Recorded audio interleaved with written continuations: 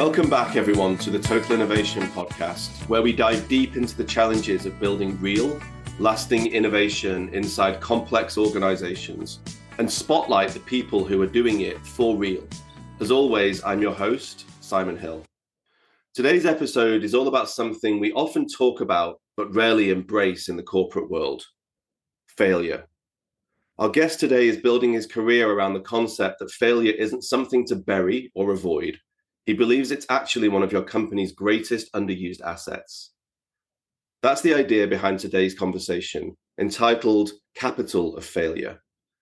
My guest is Pavlo Ryzhiy, an innovation strategist originally from Ukraine and now based in Hamburg in Germany.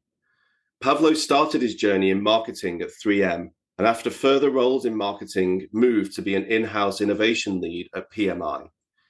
He now runs the Corporate Innovations Institute, where he works with organizations who've already tried to launch innovation programs and failed. His speciality is helping those companies take a second swing, and this time to make it stick. And behind all of this is a personal journey of resilience. Pavlo and his family had to leave Ukraine due to the war and start over in Germany, an experience that brings an added layer of perspective to how he views transformation, failure, and what it takes to rebuild. And with that, let's get into it. Welcome, Pavlo, to the Total Innovation Podcast. It's great to have you here. Hello, Simon. Thank you for having me. Hi, everyone. My pleasure. So, Pavlo, let's get started with this core idea, the concept that failure can be capital, not just a cost. What do you mean when you talk about capital of failure, and why is it such a crucial mindset shift for corporate innovators? Yeah, great question, Simon. Thank you. Actually, I came to this to this concept through, I would say, pain of trying to build this concept because everybody are talking about this, yeah. And when you start in corporate innovation program, and this is absolutely mandatory to have this safe, secure feeling for employees. That they can fail fast, easily, cheap, and so on. But entire philosophy in corporations, in majority of companies, is like failure is something very bad. And I would be surprised if there will be many viewers of this podcast or overall people who do have corporate experience who could say or confirm that, yeah, in our company we are welcoming failures, and this is the repository of failures from our employees, and you could learn from them, and so on and so on.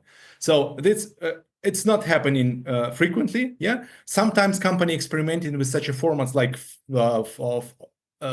failure night or fuck up nights, and this is also popular entertainment format. But even in these formats, a majority of people would love to say about like failure united or combined with success, because usually failures being hide under the carpets in the companies, and the authors of these failures are usually forgotten, and they laid off, and so on and so forth. Yeah, so we love to talk about successful success. And in this environment, it's very hard to persuade people to experiment, to tackle unknownness. And when there is a certain risk behind innovations, it's always about certain risks.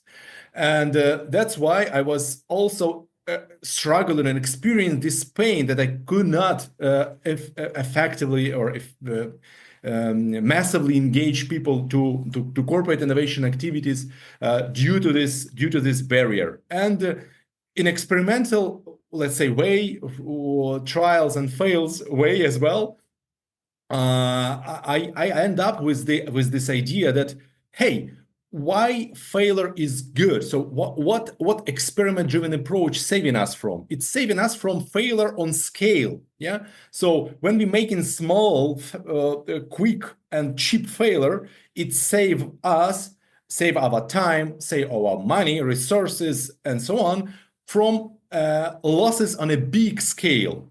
And with this concept, we started let's say experimenting, and this concept was really appreciated and accepted by management.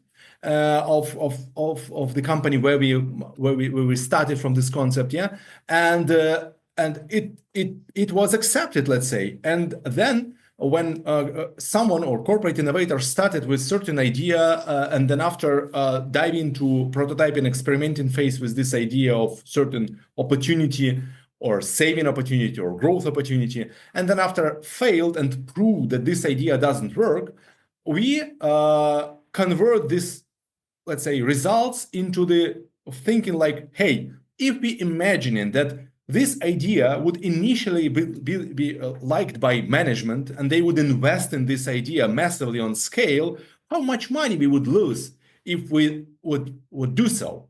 And these losses, which does not happening, converted into the capital of fail. So this is one of the, let's say, lines in this capital, in one of the accounts, yeah, in this capital. And then after, with next all the next failures also been capitalized, let's say, so accumulated, and end of the certain period, someone could say, hey, we, thanks to our let's say, prototyping and testing approach, thanks to our corporate innovation program or intrapreneurship program or program of developing of the corporate entrepreneurship, corporate culture, or corporate entrepreneurship program, whatever you call it, thanks to this program, we not only achieved certain positive results with opportunities unlocked and so on, and talking about successful success, yeah, but also it saved us from the failure for billions or millions or decamillions, depends on the scale and the period and the size of the company, losses. And usually, this capital of failure is something much bigger than the real opportunities which were successful, just because statistically for innovations, you usually have to deal with, like, say, more failures than the successes. Yeah. So this is the concept, and this is the practical application of the example of practical application of this concept. And thanks to that, we could appreciate and celebrate the failures, not meaning that, hey, you failed and you be working only for the purpose of failure. But no, if you fail, is also good, because we capitalize on this knowledge, we capitalize on this somehow money, yeah, and risks and knowledge about these risks and failures. And if you succeed, sorry, oh, fantastic! We capitalize on this as well with further development of this idea and scaling it and earning money or cutting costs. Yeah, thanks. And it's a good scene setter. And I think the idea of this as some kind of, quasi balance sheet item from a capital perspective is a good one. There'll be people that are listening that are, familiar in some capacity with concepts of failing fast and failing forward. And I think failure capital as a build on that is quite a nice idea. In entrepreneurship land, these sort of therapeutic nights of fuck up nights or whatever are quite common. I haven't seen them as much in corporate land. Maybe they do exist as well. But as you said, there's a little bit of theater. There's a lot of therapy in some of those, but there's also a real capital that isn't perhaps as easily measurable, but still carries a huge amount of value, right? And we'll get into that a little bit in our discussion later about some of the enablements around this. We need this because a lot of your work starts after something didn't work, right? And I think it's a space that many companies don't talk enough about. That a moment where our huge enthusiasm for this great innovation project suddenly turns into silence as we slowly sweep the failure under the carpet and try and move on to the next thing, whether we call it a failure or not, right? It's like we've all experienced that. It was the big thing, and then it was nothing all of a sudden, and we all kind of wonder, what do you think some of the most common reasons are that things fail for the first time? And maybe you think it's okay that they do as well. And how do you help companies to turn that into an advantage? Yeah, actually, the tool, or the capital failure tool, as a balance sheet, like you correctly suggested, it's exactly one of the practical tools how to deal with the failures like with something accumulatable and valuable. And I would here maybe I will not recreate the wheel or the bicycle, saying that enablement of the fast, cheap, controllable or manageable experiments is the way how companies can deal with this with the risks and with the failure comfortably. And to enable that, of course, companies should have certain capabilities and tools, and there are many of them. And one very important tool is, of course, ability to co-experiment with external experts, because usually when it's about innovation, when it's about doing something new, it's always about unknown. You don't know what will be the results, because if you would know, then it's not about innovation. It's about just deployment project, yeah? And if you don't know, it means that there is a certain probability of success and certain probability of not of failure, yeah? That is why you should be ready. The company should be ready. The corporate innovator or entrepreneur should be ready for that. The internal sponsor of this entrepreneur, his team. So everybody should understand this idea that, hey, we are dealing with something we never done before. And it means that we can fail, and it's okay. And this is a must component of trying something new. Our task is to organize the process in a way so we can do it as fast as possible, as cheap as possible, and without real risks for our ongoing business. And this is actually one of the tasks of the guys like I. This is what I'm doing with the companies. This is where my expertise is actually available. How to organize this process in a way so these components, these criteria which I just listed, will work actually. And yeah, so these are the main things. And when you're dealing with this balance sheet, and then after you can end of a certain period, can talk about the efficiency and productivity of this activity, because you can talk about we spend so much time and finance for the experiments, and some of them failed, and we have capital of failure. And on the other hand, we, thanks to these experiments, proved that certain opportunity is available or accessible. It means that we can earn money, we can have new profits thanks to cutting costs or new growth opportunities with this very solution which we just tested. And maybe one of the 10 solutions will work, but with these calculations, let's say, so with this balance sheet, you can easily prove that overall system is efficient, because cheap 10 cheap experiments will be covered by 10th or 11th successful opportunity which was tested and proved successfully. So this is how it works. And about this cheap and fast experimenting, here I would love to underline that the role of the open innovation format, the role how you can collaborate with innovation ecosystem is crucial, because many things inside of the corporate world just does not work in a cheap way, let's say so. And I think this is something we can discuss further, because it's about innovation procurement. It's about the thinking how you purchase the innovation as a service as well. Yeah, exactly. No, we'll get there. And just to set the scene, because I think, I find this topic engaging and interesting, but I think it can also feel really complex, right? Is it complicated, or is it actually really quite simple in many ways? Like how should someone sort of conceptualize this as a living, breathing thing? We all know what a balance sheet is, but maybe it's a bit harder to understand the concept of a failure balance sheet or something. So the question was about engagement, because there are three different subjects that I can start answering this question. I think probably the question to start with is what does this look like? Like, how simple is it? How complicated is it from an organizational perspective to to start to create this kind of balance sheet of failure, right? Then we'll get into engagement as a follow-up.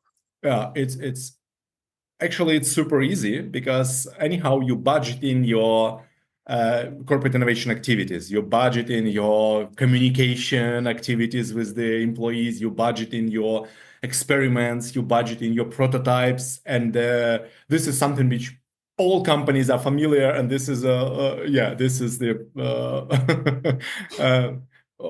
Yeah, that's what I wanted to pull on, right? That this isn't complicated in many ways, and we'll get into KPIs a little bit later. I'm going to tilt us slightly before we get there, and teasing some of the things that are coming later in the discussion into the idea of, in order to do this, we need to get the company culturally engaged, and we want to rebuild confidence through engagement and gamification approaches is one of those. So if something fails, right, then confidence, as I said earlier, tends to disappear. People try and sweep these things under the carpet, even if there's a notional culture of failing forward and learning from failure. Like incentives and personal career protection, everything else drives a very different behavior in almost all organizations.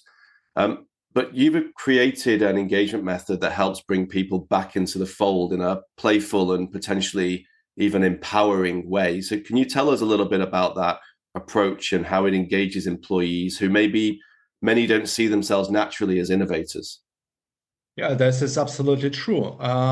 People who are signing contract as an employee, they're usually not looking for risks. They're looking for safety and protection and support from the company, and they would love to look confident into the future, and that's why they are not choosing the career of entrepreneur. But on the other hand, companies are in need for entrepreneurs because they are enterprises. They're entrepreneuring on the market and they're competing with the competitors. And it's very hard actually to imagine that company can be competitive enough when the competition as a concept, the entrepreneurship concept, is not being absorbed and practiced by employees. But that's actually usually what is happening in the majority of companies, and maybe that's why pretty often we've seen startups are winning corporations in competition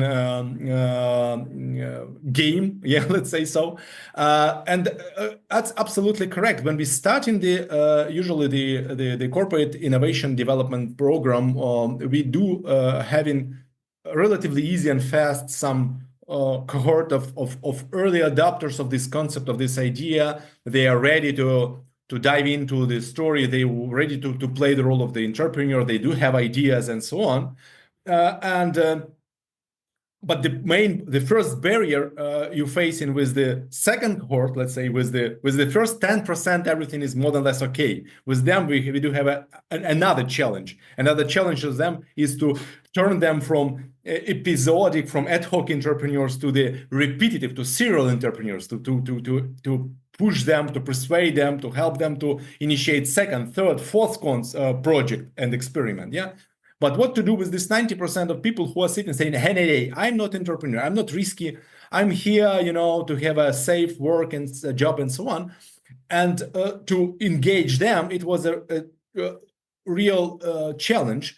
And we ended up with the idea saying, hey, so there is a role for you, even if you don't feel yourself from the very beginning like entrepreneur or innovator and so on. There is a role for you. You can be an expert in the corporate startup. You should not take all responsibility for the, let's say, risks and so on in this journey, despite the fact that there is no risks for your career and so on, because you're experimenting on a small scale, and everything is approved and managed and controlled, let's say, and so on. But still, it's like you said, it's really psychological side of the story. But even if you're not ready to start this engagement, like even an expert, like someone who is helping corporate startups to help other colleague who initiated certain prototyping and testing initiative, then you can also have a role to play. You can invest money into the corporate startups, but not your own money. It's kind of a virtual money. That's why we call it gamification. Yeah, because it's about like venture investor in game for all employees into corporate startups, and it's really create this gamified approach, the willingness to an engagement to observe what is going on with innovations in our company, who is doing what, or what which projects were initiated, and so on. Oh, interesting, because I can invest some virtual money, like it's real money of the company, but it's virtual money. It's kind of a coins, options, if you want to say, for employees, for real employees. But later, if your investment succeed, you can get real dividends. Normally, it's not something huge. It can be up to a couple of thousand a year if you are super active investor, and if you are talking about the relatively big corporation and big opportunities, for the corporate startups.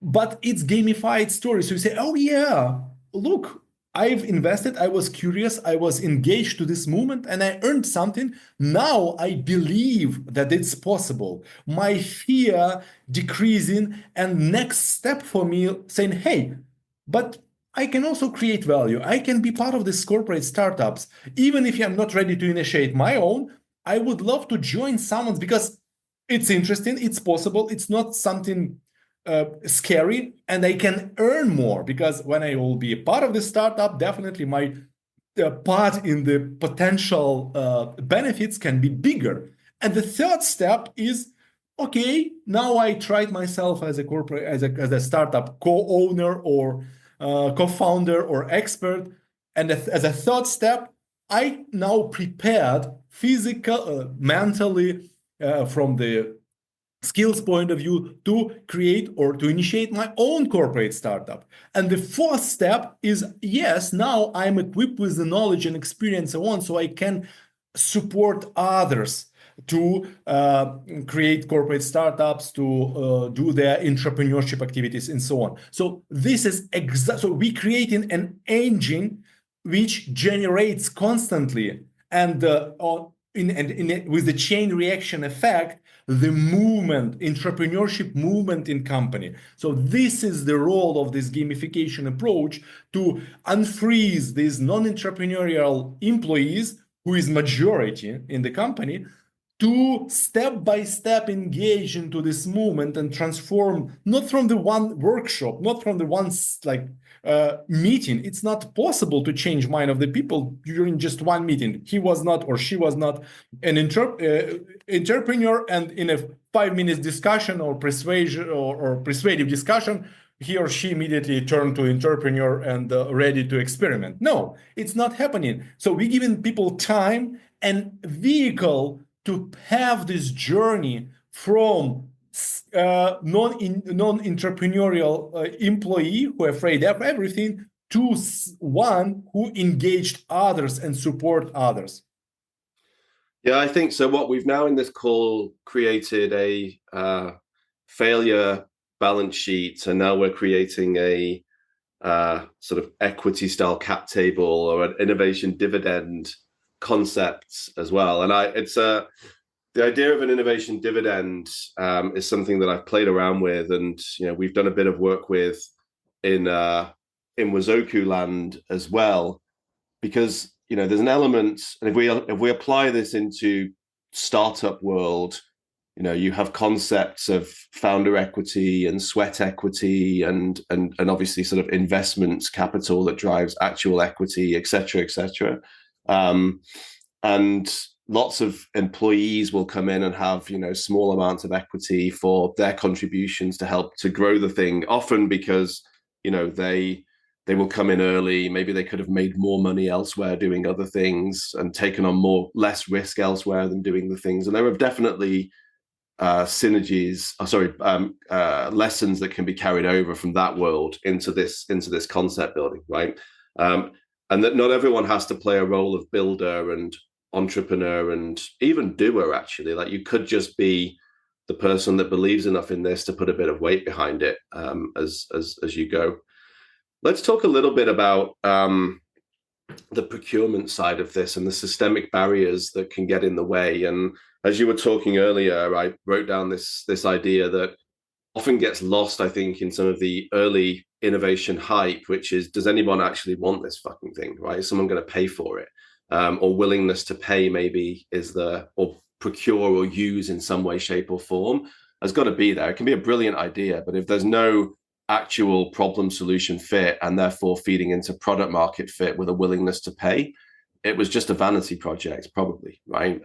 From a business perspective, certainly if it's a revenue driver or a growth driver for the business. So whilst culture is one piece, and that's what we were just talking about with the sort of, investment style gamification approach, systems are another potential quiet killer of innovation inside an organization. And one of the parts of the business that perhaps is a lived bottleneck from my experience, or a lived enabler, is the procurement function, right? And it's often never reimagined, never, frequently ignored, often blamed. So what is the idea that you have behind, you mentioned a little bit earlier in the conversation, this kind of experimentation as a service, and how do you see it helping companies to potentially turn their, procurement bottleneck into a procurement superpower?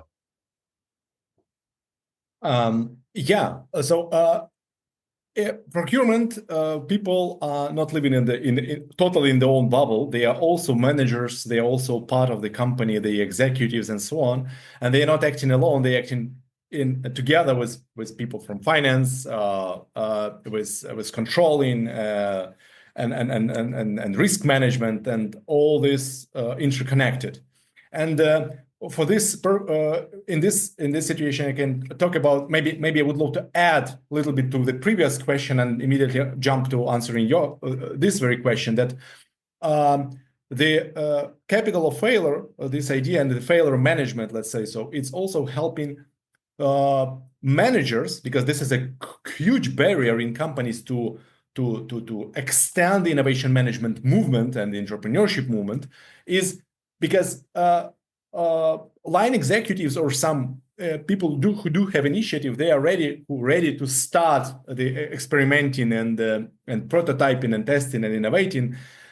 This is one piece. Another thing, that we should give something, some tool, some concept into the hands of their managers and managers of their managers, so they would can deal with the successes and with the failures. And this is where capital of failure play the role. So company can celebrate the failures because it's value for the company. That's why in these situations, there is no need to hide the failure while you in this experimenting process, innovation process, like working, So this is the practical tool also to unfreeze the innovation saturation within organization through layers. And coming back to the question of the about the procurement, it actually was also very, very practical pain which I faced in my practice when for example, it was one of the maybe short story where it started from. We had an idea about certain tool, certain solution which supposed to help company to save certain money. And it was relatively innovative. So it was not totally innovative because the solution like that was on the market, but it was super, super expensive. So the business case was not there, definitely. And the idea, the initiative was like, say, hey, it seems like we do have opportunity to create the same solution, but 10 times cheaper, so the business case can work. And procurement in the company said, hey, of course, let's make a tender and find the right partner who can create a prototype for us. And for the procurement in the big corporations, there is a certain rules that you should deal, and you can deal only with proved suppliers, with someone who is many years on the market, very proved. We have experience working with them, compliant, blah, blah, blah, blah, blah. And we said, okay, it will not work with these companies just simply because they're not thinking in a way of like garage style prototypes creation in terms of the cost and speed. But let's try and let's play this game. there was a tender. There were 3 or 4 proposals for the prototype. All of them were much higher. The proposals were, if I'm not mistaken, the cheapest one for 30,000 euros or dollars for the time. And with the cycle of production of this prototype was the fastest one, if I'm not mistaken, 3 months. Other was like 9 months, 6 months, and so on. And then after we said, okay, can you let us to show you the proposal from the makers, like garage guys who do have like individual entrepreneurs, not even enterprises. And the offer there was like 3 weeks, 2 of them just waiting for spare parts from AliExpress, and 1 week for assembling, and the cost 2,000. And then we found a way how to make this first purchasing, but how to systematize this approach, we found a little bit later. Because for the procurement and for finance people, we explain this idea like saying, hey, we are not buying the prototype. We are not buying this certain device which might not work, because it's crazy. Company cannot buy something which with the probability that it will not work, because it's risky immediately. We're saying that we are performing the experiment and we are buying information about risks of future investments on the scale. We are saying we're not buying prototype. We are not investing in something which can fail. We are buying information which is giving us evaluation of risks. We are buying information about the future risks of investments on the scale. And with this concept, immediately everything changed for the procurement and for the financial people. Finance managers starts loving us because they said, hey, you are giving me experimentally proved, and what is really important, auditable information. So experiment with all the steps, with everything is documented and you can measure everything. So it's auditable. And this auditable result is acceptable by financial institutions. It means that banks, for example, giving us cheaper money for the future investment when we would love to scale this innovative solution, just because we can prove them that we know the percentage of the risks there. So we're saying that 80% success is measured. That's why cost of capital should be lower, because usually you're dealing with a different percentage of risks. And that was a really game changer for the procurement and for the financial and controlling and the risk management partners from other departments. And starting from that, we made absolutely we had absolutely new life and absolutely total green light for this co-experimenting in a fast and cheap way with let's say non-corporate friendly suppliers, and because we just simply transformed the point of view on this concept and idea. We're not buying a prototype which might not work.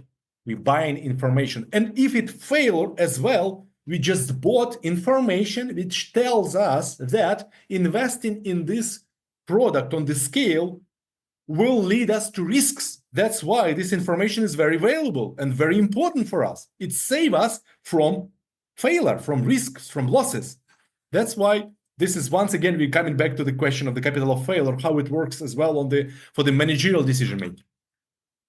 I mean, I think they're quite hard arguments to win, aren't they? Especially if you're not talking the language. Often, as innovators do, we're very close to getting that language right, but it's not quite tied into some of those critical business functions and their ways of working and the language that they use and the reporting styles that they will use to measure in the right way. I think also, you can drive innovation that will drive cost savings or drive efficiency, but if someone doesn't feel that, you don't see your costs, you don't see your costs going down, or you don't see anything else changing, then how are you supposed to measure that?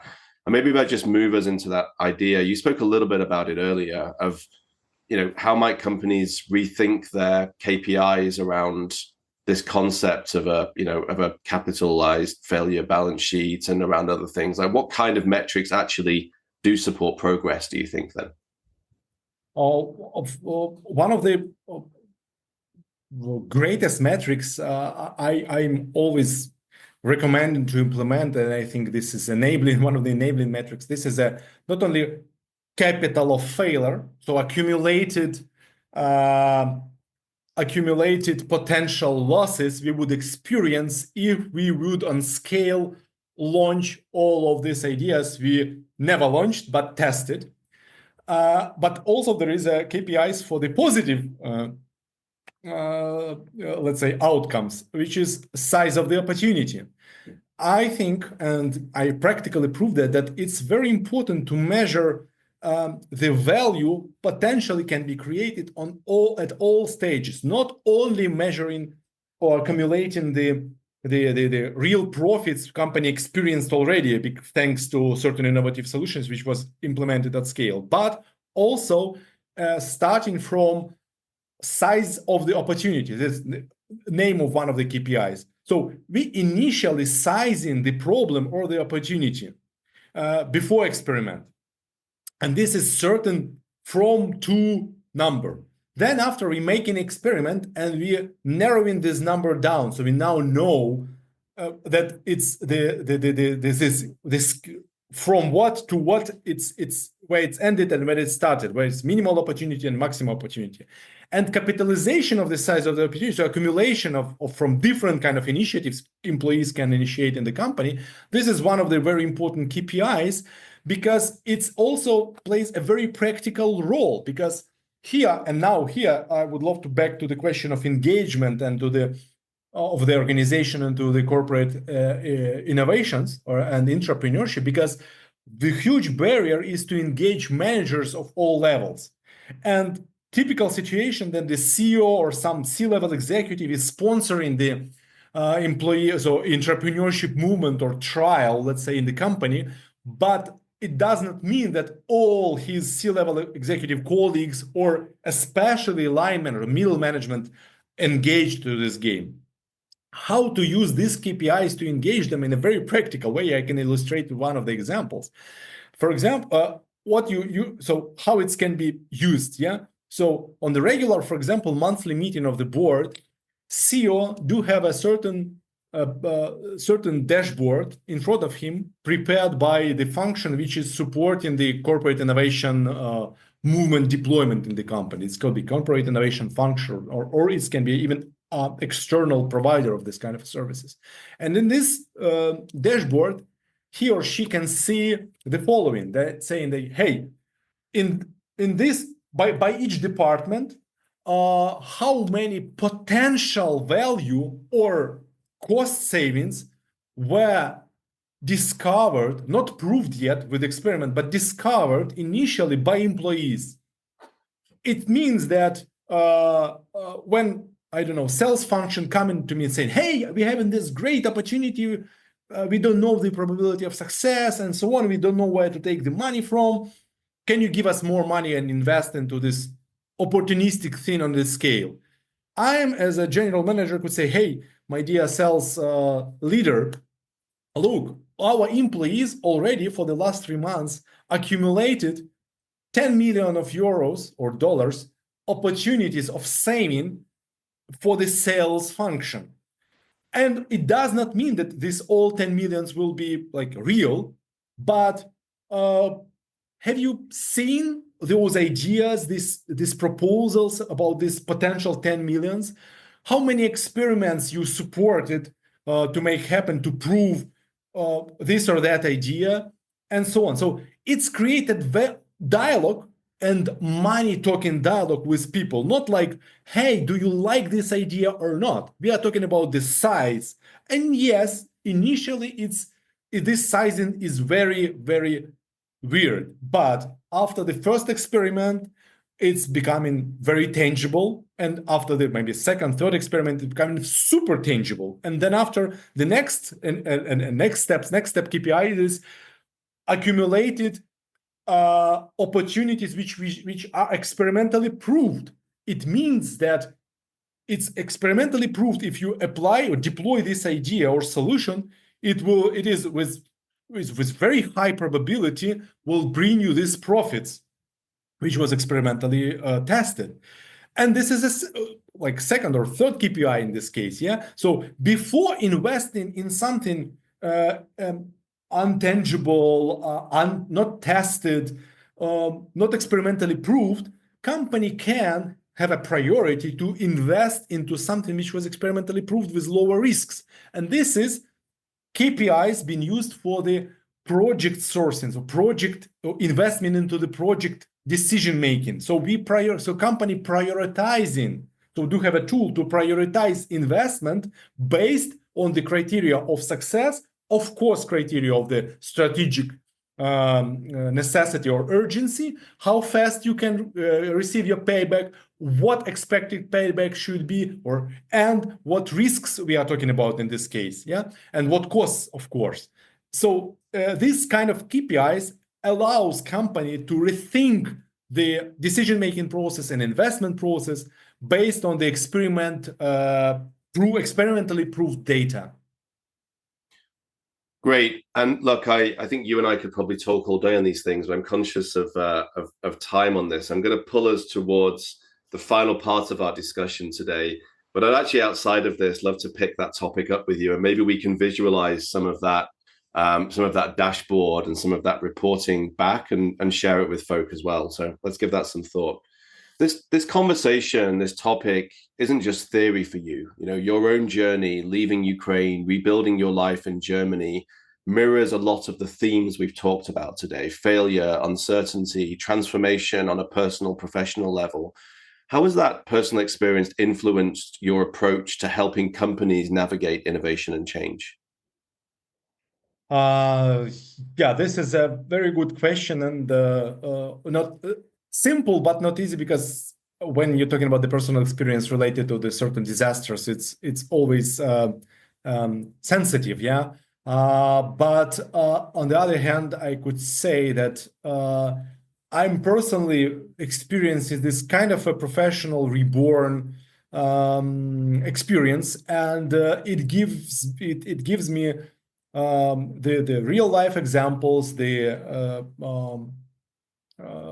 certain certainty and certain confidence in persuading companies and leaders to treat some risky things, trial new things, and proceed with invest time and efforts and their attention to the subject of the corporate innovations, because this case, everything which is happening now in the global world, this is exactly the capital of failure, which developed markets, developed countries should use as a learning, as a failure accumulated by others. Yeah, so I can refer to the great disasters and the big mistakes of others which happened as a real life examples which are valid today in the conversations about why you should thinking about new ways of working and new approaches and new decision-making model in your company, thinking and acting toward entrepreneurial practices, not like in a format of innovation theaters, which some companies have been done for decades or for the last 15 years actively, and the majority of them failed. Just simply, it was really innovation theater, not total like entrepreneurial transformation for the company, saying, hey, look what is happening. And especially when we're talking about the Germany, this is a great country with huge potential, but look at what is happening with the employee engagement index. So it's decreasing from year to year. And now, so in 2023, according to Gallup, employee engagement average index in Germany was only 14%. It's super low. It's extremely low. in this situation when Germany should deal and compete now with these dragons from Asia, especially in automotive industry, and not only, and all this tariffs war, which is happening right now with US or initiated by US. So in this global world, the speed of entrepreneurs is needed on all level of organization. If starting from line employees, blue collar workers, white collar workers, C-level executive, middle management, executives, VPs, CEOs, everybody should think and act in entrepreneurial way because it's extremely needed. And maybe last but definitely not least, in this case, I'm using example of the defense industry innovations in Ukraine because this is a brilliant example when people who are really like in a direct line, the firefighting, acting in a case fire activity, or not only case fires, actually in actual battlefield, experimenting with new technologies, with automotive drones, so the robotic drones, the computer vision drones, night vision drones, and so on and so forth. So all these examples and creating solutions which are really, really innovative and breaking from the cost perspective, because before, who could think about the battlefield drone which costed $5 or $3, even $100? No way, it's not possible. Military drone cost, that should start from hundred thousands, yeah. But in this case, couple of $100, not hundred thousands, yeah. So these real life examples of the fast experimenting, necessity to act in urgency, and the actually global economical urgency, all these components. And my personal experience living through that really helping to push this agenda forward, to explain the momentum where companies and leaders should start acting tomorrow. Oh, sorry, should start acting yesterday and not only today, and can start experiencing results tomorrow, because this is not about the things I'm talking about practical. It's not something about results which are far in the future. It's about tangible results and payback period from investment into corporate innovation within within next 2-3 months. Yeah. And exactly. Pavlo, thank you. Thank you for a very authentic answer to that question as well. I know that last question is very personally resonant, and there's a lot I think you can draw from that around resilience, around perspective, but also, very real disruption can come, very quickly and change everything personally and from a corporate as well, right? And there's a lot of shared learning in all of that.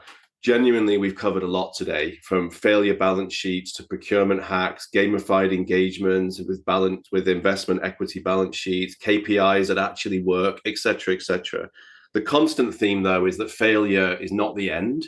It's a raw material. It's an asset. And thank you for that. I hope people have enjoyed this conversation.